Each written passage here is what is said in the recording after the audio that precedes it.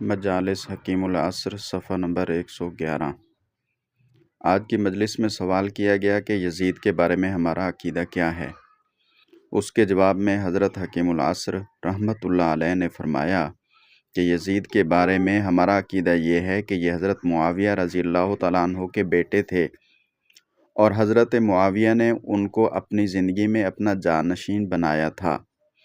بعض صحابہ کرام رضی اللہ تعالیٰ عنہم جن میں حضرت حسین رضی اللہ عنہ بھی ہیں، انہوں نے یزید کو قبول نہیں کیا تھا اور یزید کے مقابلے میں لڑ کر شہید ہونے کو پسند کیا، اور بعض صحابہ رضی اللہ تعالیٰ عنہم نے یزید کی حکومت کو قبول کر لیا تھا۔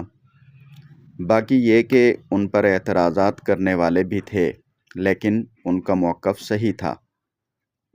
لیکن یزید طاقت کے زور پر مسلط ہو گیا تھا، اور اکثر صحابہ کرام کا خیال یہ تھا کہ جب کوئی طاقت کے زور پر مسلط ہو جاتا ہے تو اس کو مان لیا جائے، ورنہ خون ریزی کا زیادہ اندیشہ ہوتا ہے۔